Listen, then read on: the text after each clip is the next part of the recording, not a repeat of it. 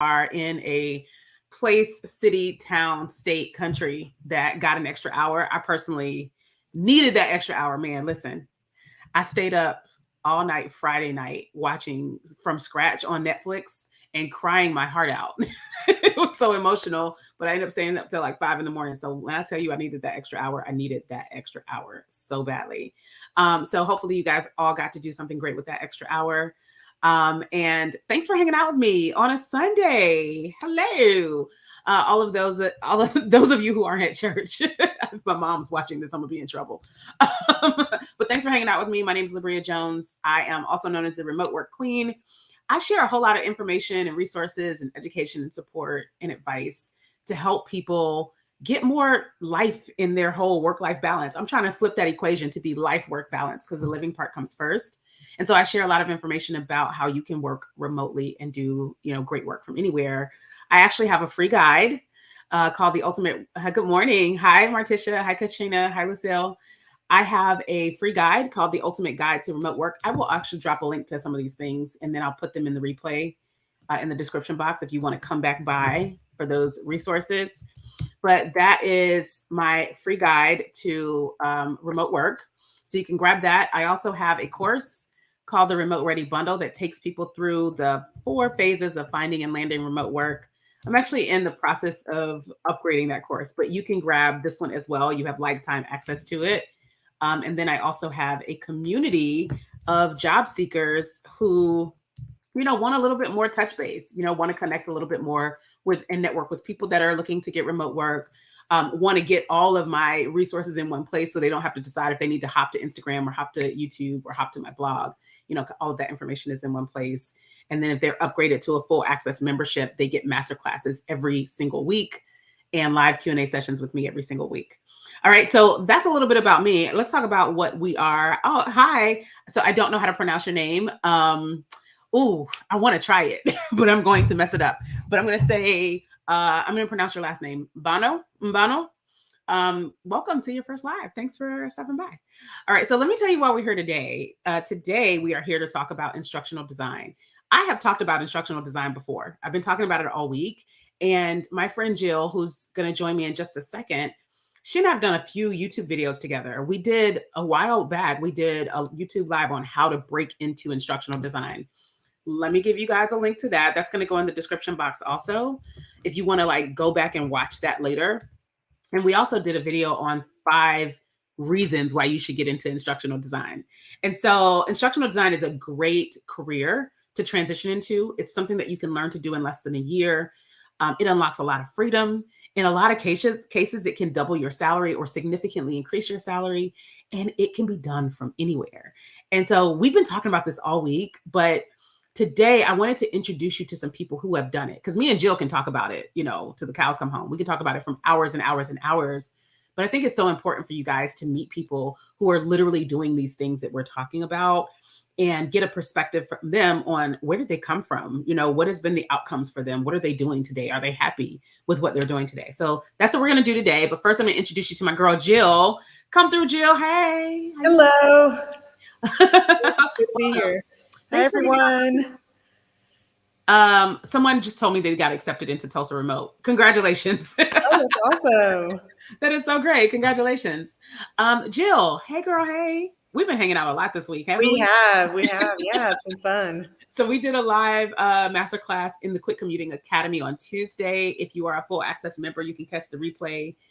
We did a live on Instagram Thursday. So if you're following me on Instagram, you can check that out. But today, we're going to do just a quick touch base on what does Jill do? What is her 5-day challenge about and course about? And then we'll get to the really good stuff where we talk to people who have gone through her course. So Jill, tell us who you are. Tell us about your 5-day challenge starting on Monday. And tell us what ideas. Tell us what instructional design is. Yeah. So hi, everyone. My name is Jill Davidian, and I have been in the instructional design space for about 20 years now. Yeah. So I've done just about everything. I've worked full time in the field. I've had my own business, creating training for companies. We'll explain a little bit about what instructional design is. And about 3 years ago, I started a program where I teach people how to get into this field. So people who are career changers ready for their second or third or fourth or whatever it is career, moving into something where they want more freedom, they want to work remotely, they want to make more money, all those things. And so I help people get into this specific field called instructional design. I've helped over 300 people at this point in the last 3 years or so. So I'm also a big time traveler, which is why I love this career, because it allows me to be able to travel, been to 64 countries, and a lot of it while working and all those kinds of things. So I'll tell you a little bit about before you go on, she left out one thing. Jill is a single mom. And so a lot of that travel she has done with her son as well. So he's been able to experience a lot of this because of the fact that she works in a career that's so flexible too. Yeah, we spent a lot of time in the summers. And so we've done that the last few summers, minus a couple summers with COVID, that we were able to travel for a month, 2 months, 3 months, take the whole summer and travel and just be all over the world. And so listen, drop a me in the comments if you would love to be like, I'm going to pick up and travel for like 2 months, with or without a kid. Like, you don't have to have a kid to participate in that conversation. But like, if you would love to be like, I think I'm gonna just be out for 2 to 3 months. Why not? I'm just gonna roll out. Drop a me in the comments. Let me know if that suits you. If that's something you'd be down to do. Yeah, and just have your do your sightseeing during the day and do a couple hours of work at night. I mean, it's perfect. And take conference calls from the beach. Just walking down the beach and get your call, whatever. What is that in the background? Oh, don't worry about it. Right, exactly. Don't worry about it. Okay, so you were about to say what your challenge was. So challenge on Monday. I do. And so just real quick, if you don't know what instructional design is, because a lot of people don't, it is literally designing training for companies when they need to hire their employees. It could be anything. It could be new hire. It can be systems training. They're implementing a new system. It could be like training for a new sales product or whatever it is that they need to be trained on. We develop the training mostly online. So if you've ever taken training where you've clicked through the screens and taken a quiz at the end, that's e-learning, and that's a lot of what we do. But a lot of times there's really bad training out there because it's not done by instructional designers. It's just done by the person who's an expert at that subject matter, but they don't know adult learning. And so that's what we're experts at. And so there's lots of flexibility in this field, and we'll kind of talk about that in a little while. But that's basically what it is. And so if you love learning, it's a great field. Anybody can get into it. You don't have to have any specific experience, any specific degree. You don't have to go back to school, all of those things. So what I'm doing on Monday is I have a 5-day free workshop. So it starts Monday and it will go through Friday. And basically what we do is 1 hour every day. You're going to be with me live. If you can't be there live, we'll have replays. We're going to be talking about more about what instructional design is, if it's piqued your interest, more about how to get into the field, how to figure out what skills you already have, because a lot of people already bring skills. You may be coming from education where you've created curriculum. You may be coming from a corporate career where you might have trained other people because you just were asked to, because you had to. And so there's skills that you bring. So what skills do you already have? What skills do you not have that you still need to acquire? Is this something that you might even want to do? You're going to get a flavor of that over the week to see if this is actually something that even interests you.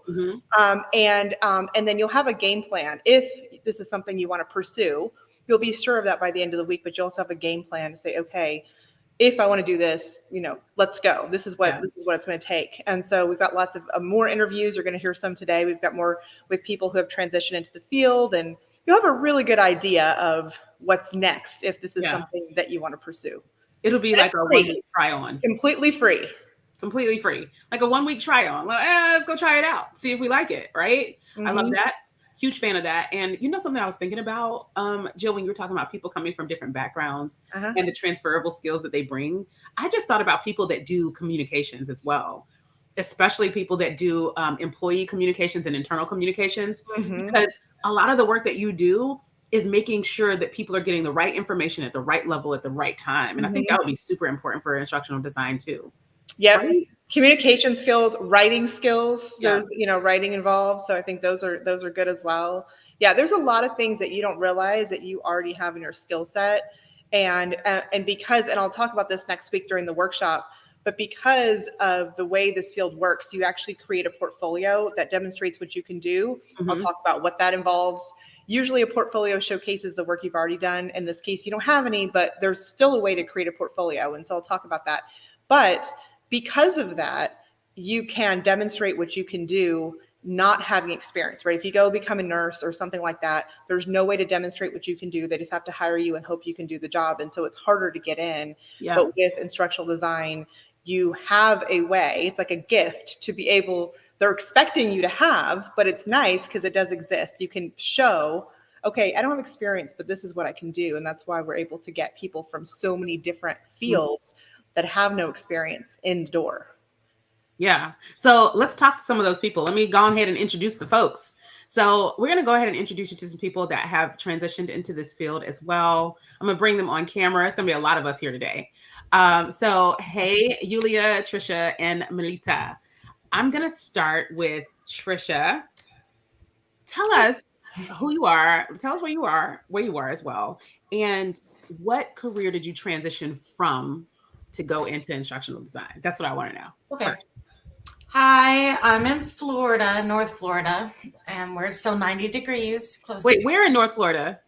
Jacksonville. Okay, I grew up in Tallahassee, like down the street. It's not very far. No, not far at all. And I came from almost 19 years of education background, from pre-K through 3, and I tutored pre-K through college and everything from math to art. So excellent. So you transitioned from being an educator? Yes. Yes. Okay, awesome. What about you, Melita? Where are you and where did you transition from? Hello, everyone. I'm Melita Igwe, and I am originally from Buffalo, New York. I don't know if there's any Buffalonians in the house. If New York's in the house, please represent. Or New York, yes. The greater New York area is awesome as well. And I currently live in the DMV. I live in Northern Virginia. Mm-hmm. And I transitioned from the field of higher education. I saw that there was someone in here coming from higher ed. Uh-huh.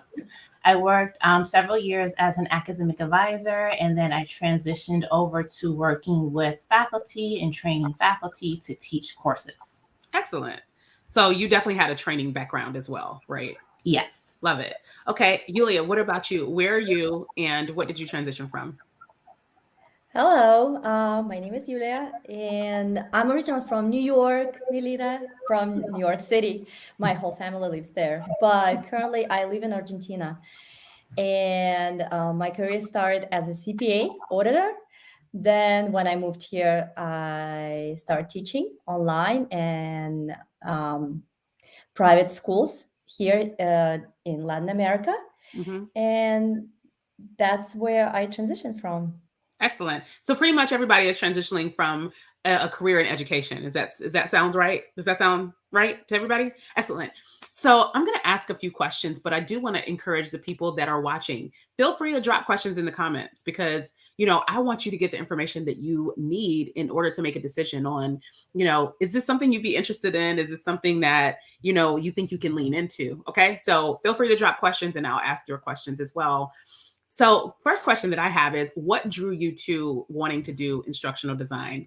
And anyone can go first, raise your hand if you want to go first on that. What drew you to saying, what, I think I could do instructional design. I think I would be interested in this career.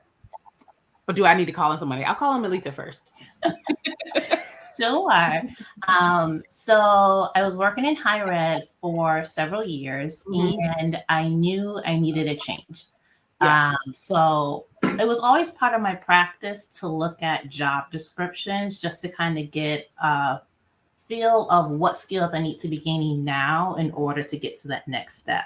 Yeah. So I started looking at different job descriptions and I just wasn't interested in what higher ed positions had to offer. So somehow, I don't even know how, I wound up looking at instructional design job descriptions. I was like, oh, this looks right up my alley. Like a lot of the work that I'm currently doing right now is instructional design. They just word it a little bit differently. And the pay increase is significantly more than what I'm making now. So let's try to go down this route. So I applied for several of the jobs didn't get it. Somehow found Jill's program, but we'll probably talk about that a little bit later. But literally, it was just doing research. I happened to fall upon it and realized that it had the skill sets to transition over to that field. Okay, so before you fell upon it, had you ever heard of instructional design before? No. Nope, Has not at all. anyone in the comments before today, or maybe before this week and the stuff that I've been sharing, had you heard of instructional design? Let me know, people watching. Yes or no, had you heard of instructional design before this week? Yes or no in the comments, let us know. What about you, Trisha? How did you decide, oh, you know what? I think I want to check this on out. What drew you? So mine was a lot to do with health, because my job was literally killing me. After almost 19 years, my doctor was like, you need to find a new career or it's going to kill you. Your actual doctor told you that. So Yes. This was a prescription. Yes.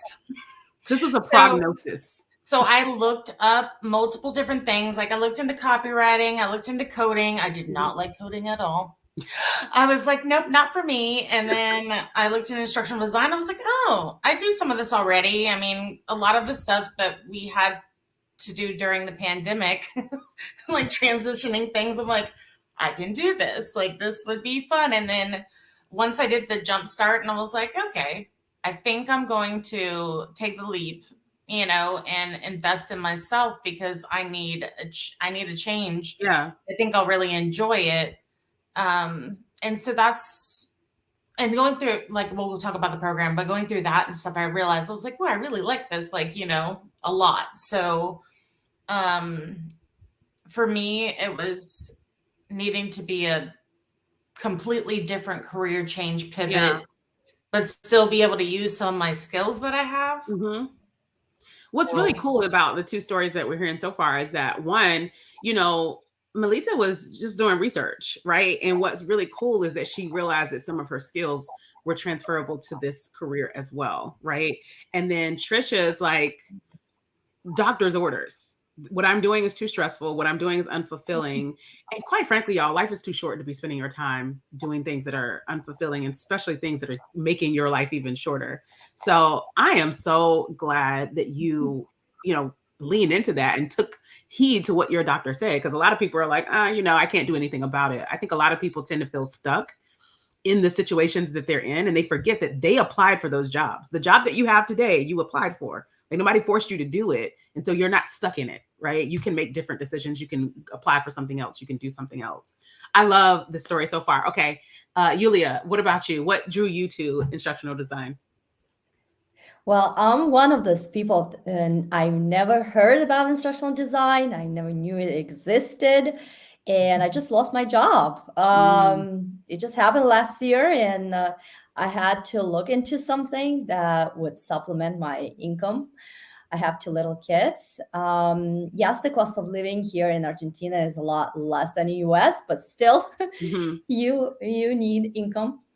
And one of my ex-coworkers I used to teach online, she posted a video, and that's how I've heard about this. And when I started digging into this, I'm like, this sound actually very interesting. It's something that I have been doing with my students, the ones that I had privately on my own. And there are a lot of options to create your own courses, which I wasn't interested in. Yeah. But this idea of creating trainings for corporate, that was really something creative, something new with the technology. And so I really like that. Yeah. You actually hit on something that I'd love to bring up right now real quick, but someone asked a question that I want to get answered too. But you mentioned that there's an option to create your own courses, right? You didn't want to do that, but you guys are now creating courses for other people. I think it's important for people to know that you don't own the content. Like, you don't have to come up with the content for the course, right? You are a facilitator. You are taking content that someone who has the information is providing, right? So if it's content for banking, right, they've got all the banking knowledge. They've got all that. If it's the content for engineering, they've got all that knowledge, and they're building the content, and you're just making sure that it gets to the person in the right way. It gets to the person learning it in the right way, right? You're coming up with efficient, fun, interesting, effective ways to translate that content into learning, which I think is really, really cool. Thanks for pointing that out. That's a big one that people, I feel like, should know. So someone asked this question, Simi asked this question, how long did it take you to transition from making the decision to getting your first ID role? Great question. I can go. Go ahead. So Ada's a 9-month program, and I was like, I'm determined. When I'm determined, nobody can like set me off course. Like I do what I do, no matter what people say. So I did the 9-month program in 3 months, and then a month later, like I did a month of applying, and then I was offered my job. So you're saying 3 months after the program or 3 months into the program? Into the program is when I started applying. And then like within a month of applying, I got my full-time job. Wow. So you got your job while you were in the program. Yeah. Yeah. So you got your job while you were in the program, which is pretty cool. And so this is one of the things that people should know. As you're learning something new, you don't have to wait until you're done to apply. I'm so glad that you took the initiative to say, you know what, I'm in the middle of this. I know, I understand the topics. I understand, the buzzwords. I get what this is. I'm going to go ahead and start applying. And this is no matter what you guys are learning. I don't care what you're learning. A, put it on your resume that you're learning it, right? And B, go ahead and start applying. Like, do it. And when you get in those interviews, you can let them know I'm in a program that ends at this time. So Trisha, you started too. It's self-paced. So you can actually move as quick as you want to move, and you can even actually, finish it early. So that's what Trisha was spending a lot of time. It depends on how much time you have available, right? She was like, I'm doing this. I'm getting this done. Trisha, how much time did you spend per week, you would say, going through the course? Some weeks, depending on the week, because I was teaching full time too. So, but I would say probably around 20-ish hours a week, because I needed out. I was not going back. I didn't care what I had to do. I was making sure I was staying on track. So you realize some things got to change around here. I said my whole thought process was I'd rather be exhausted for a short period of time than exhausted forever. Yeah. Yeah. So just like, I didn't mind. Go ahead. Sorry. I didn't mind putting in the extra effort because I knew it would eventually relieve my stress instead of causing more. Yeah. I mean, I think especially for your story, it's worth it, right? It was completely worth it. Your doctor literally said, you've got to do something different. And so, I mean, you took that very seriously and you put real effort into that, and then it paid off. So within 4 months of joining the program, you're, in a full-time position, which is amazing. What about you, Yulia? How long was your transition into your current role, or your first role, I should say? It took me a little longer. It took me 6 months, but I took a whole month break in January. We were traveling down south to the southernmost city in the world, which is like 40 kilometers to Antarctica. Wow. So yeah, it took us like whole month to go by car. And I guess I could have done it earlier, but a lot of things is a mindset. So I wasn't ready to start applying. So in 6 months, I felt like, yes, now I can start doing it. Plus, I know they say you should start applying and just take it as a practice. Failing really doesn't it really makes me very upset. So I try to prepare 100%, and so I know that I'm ready. That's why. Okay. So for you, it was, I want to do the whole thing, right? And then apply, because I just want to feel more confident that I have everything that I need to apply. I love these two perspectives, right? Because you've got people that, really are, I need to wait until it's done to apply, and understanding that that's your personality and giving yourself the space to, lean into that. I think it's a beautiful thing. And then you got the Trishas of the world. It's like, I'm applying anyway. Me and Trisha are probably more alike. Like, listen, I'm applying anyway. I also love that you took some time for yourself, right? You took a break.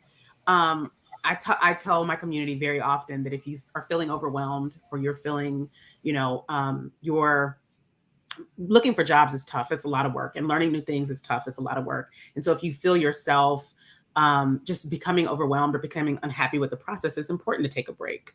And so love that this is self-paced. You can do it in 3 months, or you can take your sweet time and do it. So I love these two perspectives. What about you, Melita? What was your transition period like? My story is a little different. So when I discovered the field of instructional design, I immediately started applying for jobs. Yeah. And nothing, like crickets, like nothing happened. So I was like, okay, well, that's not working. Somehow I discovered Jill's Jumpstart program, her free 5-day program, was amazed and wowed at the information she shared in 5 days for free. Mhm. And then I learned about her additional program, her ADA program, joined that. At the time, she was offering it for a year, but now it's back to 9 months. And for me, I was in a situation where COVID was happening. I was Mhm. home with 3 small children. My husband was out working. So I was Mhm. home alone with 3 children, virtual schooling, trying to do work, trying to do aid. It was A a lot. lot. It was too Yeah. much. So eventually I quit my full-time job to focus more on my family and to also focus more on learning more about instructional design through Jill's Mhm. program. Um, and then it came to a point when I was done with everything for the program, and I wasn't sure if I wanted to do instructional design anymore. At that point, I was still a stay-at-home mom. Uh-huh. And at that time, I was enjoying the extra time with my children. I was enjoying not have to juggle work, children, everything that comes with being a mom and a wife. Like, Mhm. it's a lot. So I debated if I actually wanted to apply. I had my portfolio done, I had all my samples done, my resume, LinkedIn, everything was ready to go. But similar to Yulia, my mindset, I wasn't sure if I was ready to start Yeah. working again. And Yeah. then an opportunity came up. Someone posted a job position on Facebook, part time, remote ID position. And I said, this is what I've been waiting for. This is for me. I can do part time. I'm not doing full time. I'm still not doing full time, but I can do part time. Yeah. Applied for the position and got it. And here I am. So my story is a lot longer just due Yeah. to various factors, but it worked with my particular timeline and what I had going on. I love that. I love this call out because it's really about building your work around your life, right? Mhm. And that's what you were doing. You were making a decision that I just want to be here with my family. And when you were ready to kind of go back in, it didn't even have to be full time. You got a part-time position. And so that's one of the things that Jill points out a lot, that you can do this as a full-time employee. You can do this as a contractor. You can do this as a full-time contractor, part-time contractor. There's a lot of ways to do this work, right? And you can make the best decision for you based on your lifestyle, based on your family, based on all kinds of things, right? So real quick, I don't think we got to talk about kind of what you guys do and what industries you work in. And someone asked a question, what variety of topics do you teach in instructional design? I'm actually going to ask this question a little bit differently, but what variety of topics do you guys or industries do you guys work on in instructional design? So Melita, since you're already, nodding your head, let us know, what do you do and what industry do you work in instructional design? And do you work as an employee or a contractor as well? Yeah. So I currently work as a contractor. I do part-time contract positions.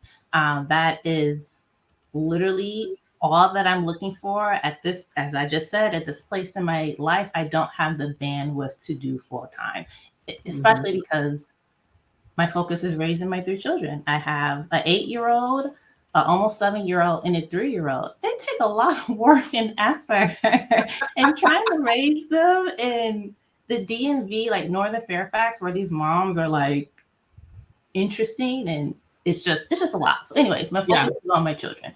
And my first part-time contract was working with kind of like an education program that prepared folks in the medical field, so it provided them a certificate.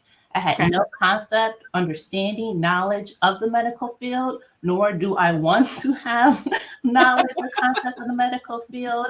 But that's what I was working on, and it was actually quite fascinating to learn about just some of these things. What I'm currently working on is I'm working for the city of Fort Worth.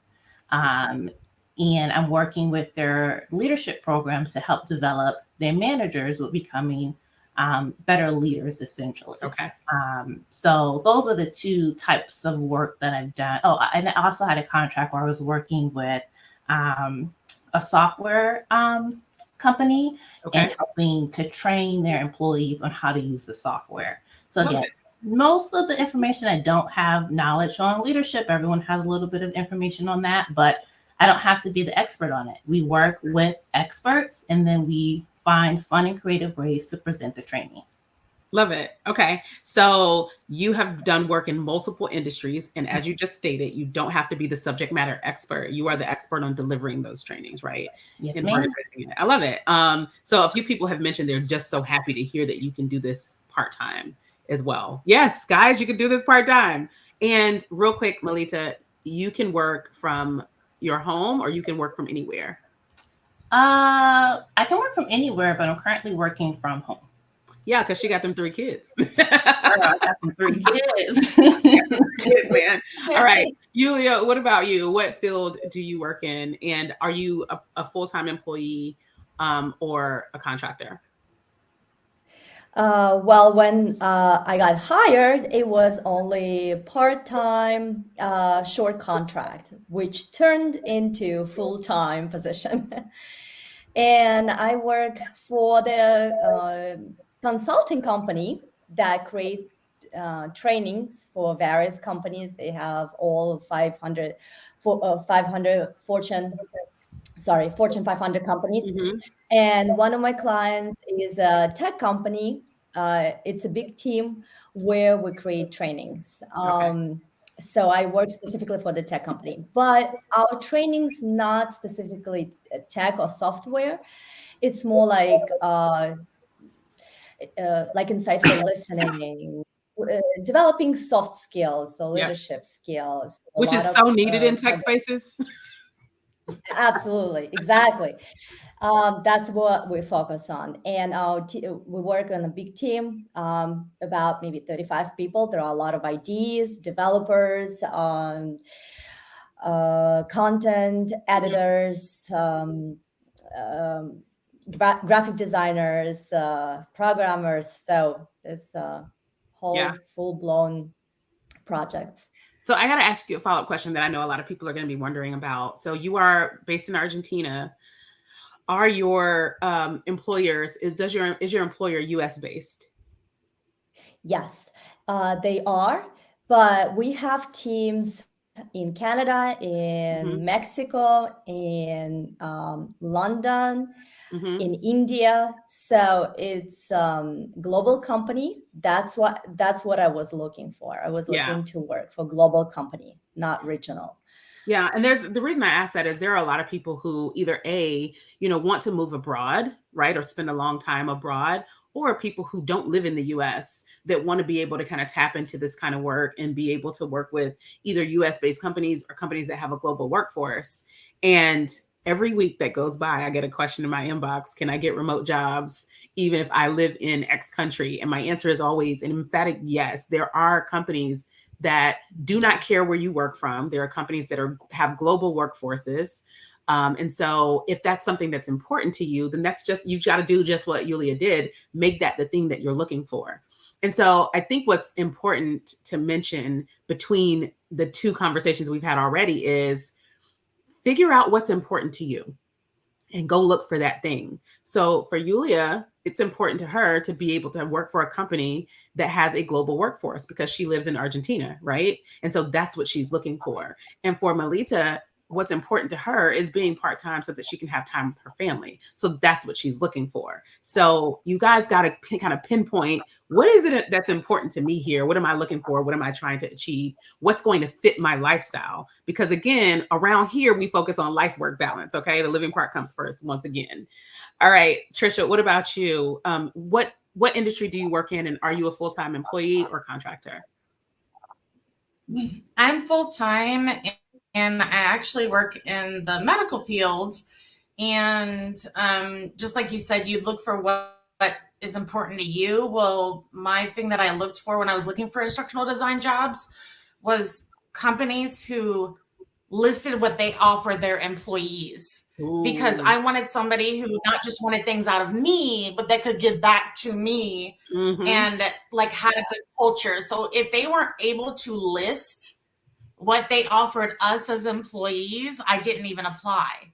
And I feel like that's super important coming from a field where they don't respect you, they don't validate you, they abuse you basically. Like, you know what I mean? Coming from that field, I could not put myself back into an environment that would be the same. So that for me was above all else. I honestly would have took a job that was the same pay, which was really low, but the same pay, but just to get out of the field because of the environment. And that's what was causing my health issues. But the company I work at is awesome. We do trainings for all the employees. So like there's like 60,000 employees in our company. Wow. There's a lot of fields and we're the L&D department. So now we're taking all of the trainings that have been made by multiple different people and streamlining them and changing them into, right now we're working on RISE courses. But so we worked with recruiting, leadership. Now we're working with the facility administrators where they actually, are with our patients and things like that. So it's a super huge project right now that's really important. But so you guys are consolidating and standardizing training across the organization. Yes, we're taking it and it's all going to have the same like blueprint and like look the same. Yep. So that way we know, oh yeah, this was in, this wasn't some one-off person that created a training for their own team, right? This is something. Okay, good. But it definitely, I think it's important to know what you are looking for, because just saying you want a job that pays more or just for getting out a different field it doesn't get you what you want. Yeah. Like you have to know what your top priorities are and don't waver from them. I love that that's plural, right? Because people a lot of times are looking for more pay. But I'm going to tell you something. If you're in a toxic environment, if it doesn't work well for your lifestyle, if you have constraints around what you can and cannot do that don't meet your goals and your values, more pay ain't going to make you happy. It's just not. Nope. Right. And so I love that you said priorities, plural. What are your top 3 priorities that you're looking for? Are you looking for flexibility? I was looking for flexibility. Like, it's awesome at my job. Like, they're like, don't take PTO, just figure out how to flex your hours on the other days or whatever. Like, so that way you can take save your PTO for like when you want to go for a week or 2 weeks somewhere. So that helps out so much. Like respect, like a culture, our company is community first, company second. And that was really important to me, because to see a person as a human being, not just like another cog in the wheel. So I'm going to tell you, here's what I'm getting from what you're saying, what Melita said and what Yulia said and what you guys were looking for. I'm getting empowerment, right? You all are empowered to find the things that, again, match your lifestyle, right? Whether that be flexibility in how much I work, whether that be flexibility in where I work, and whether that be the benefits, perks and benefits and culture that I get out of my organization, right? So being clear on what's important to you is a big deal. Okay, so the next question, we're going to, Cerise, listen, I'm going to tell you something. We're not going to leave this conversation without talking about money. So I'm going to come back to your question. But real quick, someone asked, do they facilitate the training as well as create the training? So again, instructional designers are the ones that are creating training, right? So they are not the subject matter experts, so they can't facilitate it. Because listen, if I built a training about medical devices, I'd mess that up. Like I completely mess up trying to facilitate that training, but creating the vehicle for how that training gets delivered. So also, next question, I'm trying to scroll through here. Typically, how long are your projects? So Cerise has all the questions, okay? If you don't show up in this class next week, girl, listen. All right. So how long have your projects been in general? Mine depends. So because I'm doing part-time contract work, they tend to last a little bit longer. But they've always started out saying it'll be 3 months on average. excuse me, and they've all gotten extended. Either because they like my work and they want to keep me on for additional projects, or because the scope of the project has extended. For me, I'm currently working on a contract that was only supposed to be 3 or 4 months, and now we're going into month 7, month 8. Which is awesome because it's consistent. I love this company. When piggybacking on what Trisha was talking about, I only applied to jobs where I got good vibes from the job description. Like I left a toxic environment. I was not going into another toxic environment. I didn't care if they were paying me more. I didn't care if I had the flexibility. I need a place, a space where I feel valued, where I feel like if a kid shows up in a Zoom call, it's okay. I'm a warm and fuzzy person. I need to feel the warm and fuzzy. If I didn't feel the warm and fuzzy in the job description, I kept it moving. Like I felt like I was at that point in the stage in my career where I can be selective. And I wasn't like that before. I was like, oh, there's a job. I hope I get it. No, I'm like, this job is intentional for what I need right now. I'm applying for it. If I don't get it, I'm moving on to the next. Like my mindset has totally shifted. So what I need to meet my needs now. Yeah. So I want to shift for just a minute. A few people have asked about their background. They said, I come from this background, I come from that background. Would this be good? So I think it'd be a nice moment for Jill to reiterate the fact that your background doesn't necessarily matter, right? So Jill, can you reiterate that, but also tell us, who is this field good for? Because it's not about your background. It's really more about, the type of work that you enjoy doing, the type of person that you are. So Jill, if you wouldn't mind just, kind of reiterating that statement and then telling us, who is a great fit for this field? Yeah, it really it really doesn't matter. Like you can come in from any. I mean, we've got people that come in from lots of different fields. We have a lot of educators, but we also have people that come in from corporate backgrounds as well, from nonprofit, from the medical field, from all these different places. Because you're creating a portfolio that's demonstrating your work, your work that you're going to do while you're creating that portfolio, not work you had previously. Then you can use that to demonstrate your skills. So it really does depend on what you enjoy doing. So you have to love learning, because you not only are you creating learning, but you're also learning all the time, because you're working on different projects where you might not become the expert to be able to train it, but become enough of an expert to just be able to cohesively put it into a training program where you can deliver to other people. So you learn just enough to be dangerous, right? Like so, but you're always learning about different things, different topics, different subject matter. So if you're that kind of person that loves learning, loves new things, if you enjoy an environment that is changing, like you're not doing the same thing all the time over and over, day to day. But and it kind of sometimes depends on if you're working full-time or contract, because contract changes way more than full-time does. But still, even in a full-time job, you're still working on different projects within that company. So enjoying the diversity of projects and change. It is a lot of work on your computer. You are talking to people as well, because you have meetings. You talk to what we call subject matter experts, which are the people who do have the content knowledge, because you don't. And so you are having meetings each week. It's not like you're in a corner completely isolated, but you do spend a fair amount of time on your computer. Tech skills, a lot of people ask about that too. What I say is, if you can create a PowerPoint, if you're completely scared of PowerPoint and cannot even create anything in PowerPoint, it's going to be a little difficult, I will say. But when you say create a PowerPoint, do you mean a fancy PowerPoint or like a basic PowerPoint? I would say a basic what does my PowerPoint level have to be?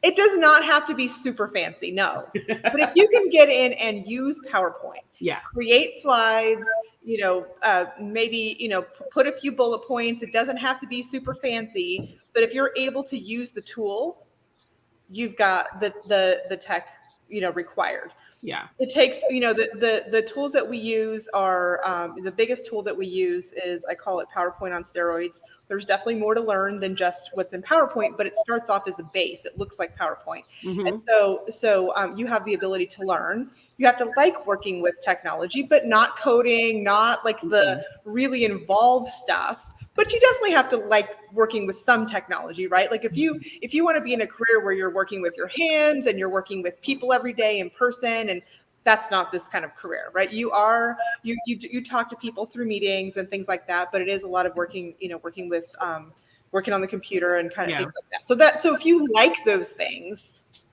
like Labria said, if you like those things, that's what matters. It's not where you came from.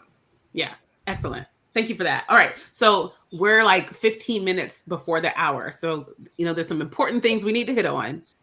And you know what everybody want to know, what the money looking like, right? That's what everybody wants to know. So I'm going to start with you, Jill. Let us know kind of what are typical starting salaries. And, we always do this from a full-time perspective and a contract perspective. But once you do that, we'll go around the room and find out kind of what was a salary bump, and if you guys are comfortable saying what your initial salary was for your first job, then we can do that. But let's start with Jill. What are the average starting salaries for an instructional designer when they're coming out of this program with no background, no experience, aside from learning from your course? So most of the people that come out of my program are for full-time salaries with benefits between the $75,000 to $85,000 a year range.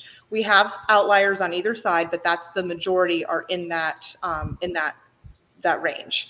A lot of companies also have annual bonuses. It depends on how big the company is. Smaller companies typically don't, but some of the bigger companies have annual bonuses. Sometimes it could be up to 5 to 15% of your salary in addition to that. And that's where we're starting. That is with benefits. So that's with healthcare. That's with your 401k. A lot of them do matching. That's with paid time off and all of these different kinds of things that come with that on the full-time side. So now I will say, and this is especially for educators, I think, and something I realized that I didn't realize I needed to spell out before is that in education, the bumps are very small, right? Like as you go up, you increase it's tiny.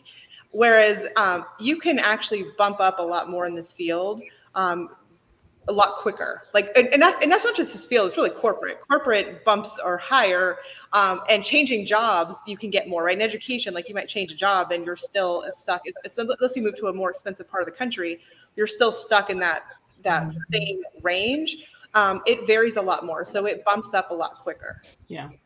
So that's full time. You want me to talk about contract too? Yeah, you can throw out the contract. Let me get my typing fingers ready. Go ahead. Yeah, so contract, it goes hourly because contract, you're getting paid for the hours you work. There are full-time contracts that will guarantee you 40 hours for the length of the contract. And then there are part-time contracts that don't guarantee you anything. They just have hours each week. And sometimes it's more, sometimes it's less.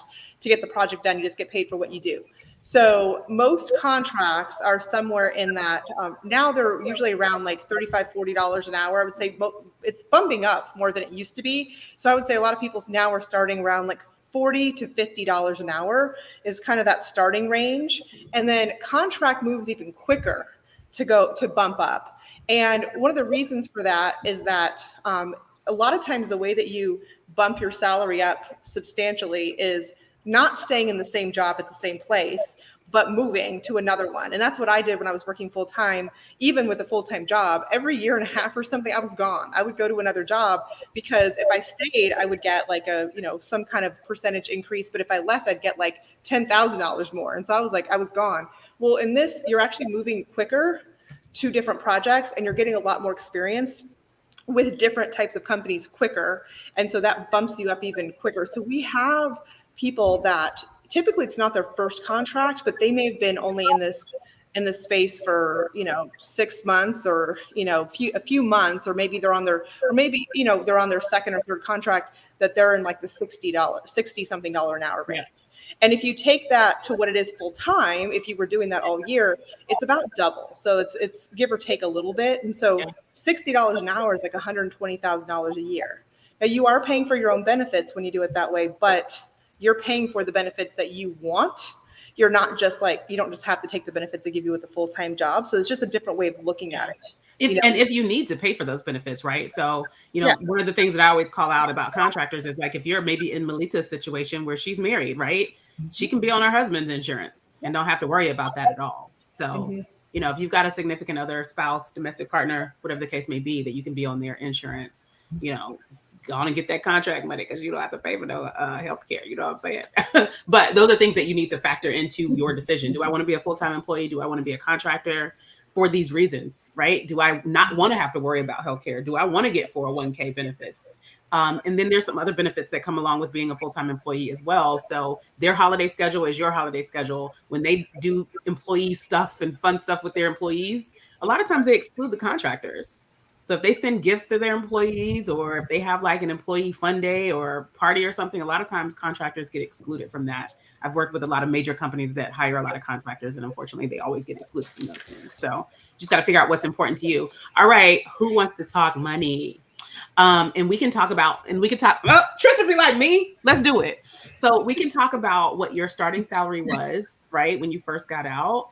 And if you don't feel comfortable giving the number, then feel free telling us like what number, what increase was it, percent or number increase, if that's something you feel comfortable with. And if you don't, feel free to bow out. I don't want to push people to do anything they're not comfortable with. Okay.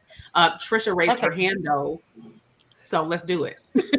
I'm fine. But yeah, I like the perks too. Because like you were saying about perks. So my company's flying me out to Denver for a week at the beginning of December for their holiday party. Yeah, they wouldn't do that for contractors. The contractors can't go. They're paying for the flight, the hotels, the meals, everything. Yeah.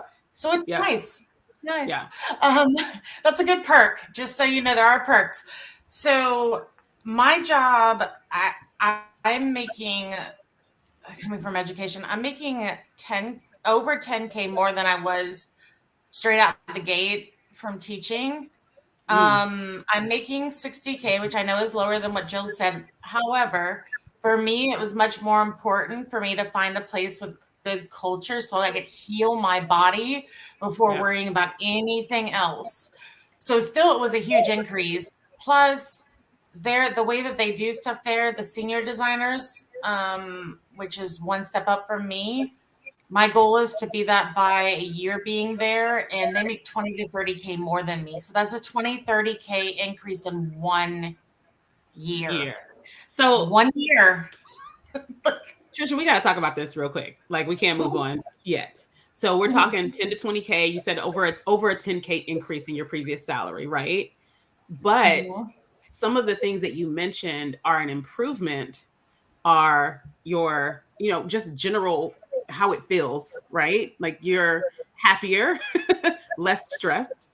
2, you get flexibility, right? If I know anything about teachers, they have doctor appointments. I can go on I'm going to my nephew's field trip on Wednesday. So yeah. So one of the things I love about working remotely is I am not tied to this desk. I can leave and go get my oil changed, go run errands, and no one even needs to know. I don't even have to tell anybody where I am as long as I'm getting my work done. And so as a teacher, you can barely go to the bathroom without telling people where you are, right? So there's some other perks that come along with that, right? So 10K, over 10K salary increase, but freedom, flexibility, less stress, right? And plus you're getting a whole lot of perks that you wouldn't have otherwise. And you get to do this from your house. That's amazing. Yeah, I can take breaks. I can stretch. I can go make food. I can I can do whatever while I'm working. Like it is perfectly. It's so much better for my health. I've lost over 50 pounds so far. What? Yeah. Wow. The list of benefits here is just ridiculous. Yeah. Like this is amazing. And so you already have a path to how do I make even more? Whereas if you had stayed in your previous field, the increase that you've gotten would have probably taken you over 10 years to get, or close to 10 years to get. Or maybe not even. Or maybe never. Or you maybe never get there. I have a good friend. I have a good friend who's a teacher, and she told me, she was like, Libria, it just occurred to me that no matter what I do, I will never make over $50,000 as a teacher. She said, no matter what I do, no matter how long I'm in this field, I'm never going to make over 50,000. And that might be different for different people, depending on where you are. But for her, she was like, I am never going to get past a certain earning potential as a teacher. And so you have now also unlocked earning potential, year to year earning potential. You're going to earn a lot here, but even if you leave, it's probably another 20K if you decide to go somewhere else in the next 2 to 3 years, right? I have not made a 10K increase in my almost 19-year career. That's crazy. That is so sad. And with taxes and everything else that has changed, honestly, my paycheck isn't much different than it was thin either. I don't know how I lived on that, but like it's better already, and I know it's just going to get better as I go on. Because there's no ceiling now. Contracts. I have a contract too on the side, so we're gonna come back to that. We'll come back to that because I love talking about that too. Melita, what about you? How has this improved for you financially? Yeah, so I worked in Northern Virginia, which is a very expensive place to live. Mm-hmm. And traffic in and of itself is awful driving to and from. So I was working at a university, and I was making less than $60,000 a year. For Northern Virginia, that is ridiculous. Like you just not survive on that salary alone. Luckily, I have a husband who does his thing, but that just wasn't feasible. Again, given my situation, knowing part-time contract positions, my first part-time contract, I made $45 an hour. Ooh, and let's do the math on that. Please do the math. So if we equated that to full-time, you know what I'm saying? Yes. Yes, significantly more. I think comes out. Yo, that's $93,000 a year. Yes. If she were working full time, that's $93,000 a year. So listen, you went from 60 earning potential, 60,000 earning potential to 93,000 earning potential. That is crazy. And granted, I saw a question in the chat about 1099s. Yes, I'm a 1099. We're gonna come back to that too. I'll have to pay. I pay my own taxes, but my earning income potential is substantial. Now I'm making more. I'm making more than that. So I've literally have doubled my earning potential. And I also recognize that I have the privilege of having a husband who works out there. So we use his health care, we use his benefits. So that's not something that I have to worry about. But I also recognize that is a privilege. Not everyone has that opportunity. And also, when folks talk about the benefits of like going to Christmas parties and things like that, I am an introvert to my core. Like I pretend to like people, but I really don't. Excluded from those events. I am okay with that. If you don't need me to come to a Christmas party, if you don't need to invite me to a Zoom something, I'm okay. Like know thyself. Know thyself. Yeah, if that's not important to you, then it's not a big deal. We're gonna circle back to the difference between contracting and employees, and even being an employee of a consulting company that will contract you out. So we'll come back to the whole contracting thing in just a second. What about you, Yulia? What was the lift for you? Well, I start as a CPA. Sorry, I'll go a little bit back and to your point that getting out of toxic environment, and I worked for one of the big four accounting firms, which my salary was good at the moment. I had all these perks. One of the companies that flies you everywhere, gives you all the perks, lunches, dinners, whatever you want, bonuses, everything. But the environment was so toxic. Money wasn't even reason working there anymore. So then when I moved to Argentina, my salary went way down. But since the cost of living was less, I was fine with that. And I was working remotely. And now I literally tripled my my salary with instructional design. So I got my first contract, $40 per hour. And being in Latin America, it brings you on a whole different level. Yes. Whole different level. Like basically you can put yourself in a position where, I mean, you can live very, very well. So you're basically doing what people would consider financial arbitrage, right? Where you're making a U.S. salary. Go ahead, sorry. It allows me to have 2 nannies, a person who cleans my house, someone takes care of my garden. So basically, like I don't cook, I don't. So yeah, I don't cook, I don't clean. But let me tell you how I got this ring, okay? It gave me a huge privilege. Yes. I love that. So I want to reiterate something that you kind of like said, but we cannot skate over it. I tripled my salary. She said, I tripled my salary, right? And so what she's also doing is what is kind of called, financial arbitrage, where she's making a US salary and living in a country where the cost of living is very different than it is in the US. And so when you're talking about making the salary that you're making and living in somewhere like New York, it's a very different conversation than like making that salary and living in Argentina, right? Or even in Tulsa. The cost of living in Tulsa, Oklahoma is a lot lower than major cities, which is why a lot of people, move here, because their dollar can stretch further, and you can stretch that dollar even further if you leave the country. And that's something that a lot of people want to do. So I'm so glad to have you here to open people's eyes to that being a possibility. And one of the things that I kind of want to call out here as well is that a lot of people are quote unquote stuck or feel trapped in careers where there is kind of a ceiling on their salary. Their salaries don't grow very fast, right? And their earning potential stops at a certain point. And a lot of those are education and government, right? They have caps on those salaries. And so what these women have done is taken that ceiling off, right? So they've accelerated their earning potential. So even if you start, lower than the average, you still have accelerated your learning potential depending on where you're coming from. So you can get raises a lot faster. You can increase your salary a lot faster. And then the other thing is it's almost unlimited what you can earn, especially when we start talking about what Trisha just mentioned, which is contract stacking. So you said you're working full time and you have a contract that you're doing part time as well, right? So Yes. Trisha's over here getting this extra money as well, which is really dope. And I know, Jill, you used to do that too, right? So you would do contract stacking. And in fact, I remember a time where Jill was just working, a few months out of the year and taking 2 to 3 months off every year and saying, I'm going to contract stack for 9 months. And for 3 months, I'm chilling hard. So the contract piece, let's talk about that a little bit. There's multiple ways you can work as a contractor. So one is what Melita is doing, where you are an individual contractor, right? And so when companies are hiring her, they're hiring her using what's called a 1099 in the US. Don't know what it's called anywhere else. But so she's got to be responsible for her own taxes and all of that, for doing all of her employment taxes. I work as a contractor, so to speak, but I work for a consulting company.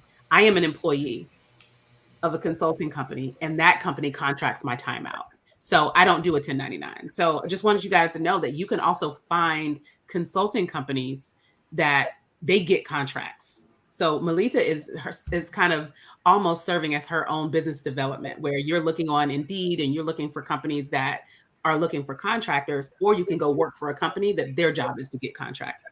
Or you can do what Trisha's doing, which is working for a company that has a learning and design team, right? Or you can work in HR or tech for a company, and they're funneling you projects within their own organization. So there's a lot of, different ways that you can do that. And Simi, seems like you're really interested in contracting because you've asked a lot of questions about this. I am going to strongly suggest that you do the 5-day challenge so that you can make sure you get detailed answers to a lot of these questions. But Melita, did you establish an LLC for yourself? I did not. I was going to, but then I was able to find contract work without it. Eventually I will, but I have not yet. Yeah. And you really don't have to if you don't want to. You can. There's benefits to doing an LLC because she can start to run office expenses through her business and then just pay herself. But I will tell you, the companies that are going to hire you, they don't care whether you have an LLC or not. If you have an LLC, they're still going to be sending you a 1099. They don't necessarily care. If you do an LLC, it'll be for your own benefit so that you can take advantage of other tax opportunities, tax benefits. All right. So last question that I have for you ladies is, would you recommend the course to anyone else? Like, do you feel like the course was the game changer and the thing that kind of got you there? Like how has this, no, you know what? I'm going to rephrase the question because the fact that you're here lets me know that you would recommend the course. I'm not even going to ask that. I'm going to ask, how has this changed your life? How has going through this course and now landing these instructional design jobs changed and impacted your life? And I'll start with Melita. It has literally changed everything. I would so recommend Jumpstart and everything after. I was trying to find the words when you were asking the questions, like how it changed. Literally just everything, the flexibility, the pay, me being able to focus more on me, like as an individual. Like I was so wrapped up with being a mom and a wife, I forgot about who I was. So now I have time to focus on myself. It's just, I can go on a walk in the middle of the day and not feel like, oh my gosh, like I need to hurry up and get back and do something. Like I just have, it's just, I don't know. I don't even know how to put it in words. It literally, Jill has literally changed everything. I just heart this woman. She's amazing. Her program is amazing. Thank you 3 years ago. I don't think I've ever said this. Thank you 3 years ago for starting it. Amazing. I love it. Oh, thank you, Melita. Listen, the midday walks are life-giving. Okay. Those midday walks are truly amazing. What about you, Yulia? How has this impacted you? Definitely flexibility, the money part, but I guess for me also finding something I really love doing. And I'm a workaholic. I go back because I really want to do it. I want to solve the problem. I want to find the best solution. And I don't have to do it. I like my project manager already said a few times, like, no, log off. It's 4:30. Log off. It's Friday. No, go. Like, no, but I have to. I'm addicted. I love what I do. So that definitely, besides the money and flexibility, it helped me to find the purpose in my life, in my career. It just kind of defines me who I am right now. That's so awesome. I Can love I that. just say, I just want to be Yulia when I grow up. I need like some nannies and a cook and a maid and Some nannies, man. Some nannies. Say it again. Some nannies. She said I have Nannies, plural. Yeah, I'm I like, have girl, two. I love this. I be struggling sometimes. Real Yeah, quick, that's why I can be a workaholic. real quick, Monique. The challenge starts on Monday. This coming Monday. Monday, what is that? November 7th? Tomorrow. Yeah. Tomorrow. Yep. All right, Trisha, your turn. How has this impacted you in your life? Well, the biggest would be my health. So, like I was starting to say before, I lost 50 pounds. I went back to my endocrinologist, and my A1C is normal, my glucose is normal, my blood pressure is normal. My cortisol is slowly going down. My all that stuff is getting much better. Like it's going in the normal range. I still have more work to do, but it's completely different. My friends and family, because I think that they're the ones that see the most, say that I look like I'm much happier, that I'm more relaxed, that like my skin glows and my hair. And let me tell you, my skin and my hair look completely different. My hair just So was she like, did what? a side by side, like in our group of like, Yes. skin, like a year apart, like to what was before and what was after. So this is like saving your life. Yeah, I feel like the easiest way to say it is it gave me my life back. Ooh. Because Love I that. wasn't really living. Like I was going to work and I was coming home and being too exhausted to do anything. Like I didn't have energy for my friends and family. I didn't have energy for anything. And it's hard to think about that and then be like, I'm doing what I need to do for me, which is putting myself first as a giver, like is really hard. So, but I had to put myself first because I was like, I'm literally not living anymore. I'm like, I don't know if you can see that, but like just in general. You gotta turn it a little bit. It's a little like, oh wow. Wow, what a listen, I think we are all like ridiculously happy for you. Like we know you, like we've known you for years. We're all ridiculously happy for you that you found a place, a job, and something to do that isn't impacting your life in a negative way. And even better is actually giving you the opportunity to change your life in very positive ways. That is quite frankly amazing. When are you going to Denver? At the beginning of December, actually. So I'm planning to go see snow in the mountains. I'm like, I want to go see snow. I live in Florida, so I'm like, it is gorgeous. It is gorgeous up there in December for sure. All right. So Jill, real quick, can you tell everybody, again, when does the challenge start and what are the expectations during the challenge, the free 5-day challenge? Yeah, so it's 5 days, it's free. It starts tomorrow, November 7th.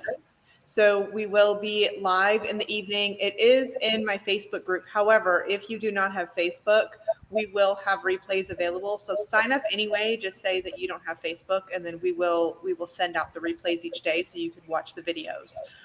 So we'll be live with me.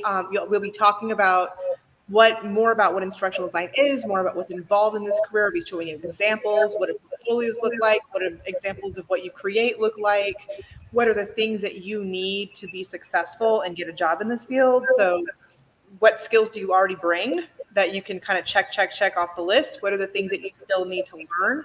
So at the end of the week, you'll be very clear about if you actually want to do this, if you're not sure, if this is right for you, if you feel like this would be a good transition, and if so, you'll be clear on how to go about doing it. So you'll have a plan in place.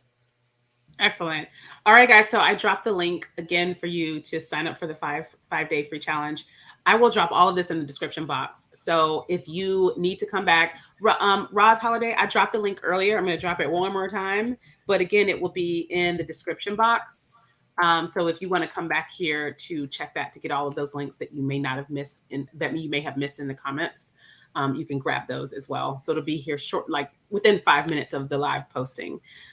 Ladies, thank you so much for coming here to share your story and for being so transparent and open about your journey and the things that you've done. And I honestly this is so exciting. I swear every time we do this, I'm like, should I get into instructional design? You guys are really convincing me here.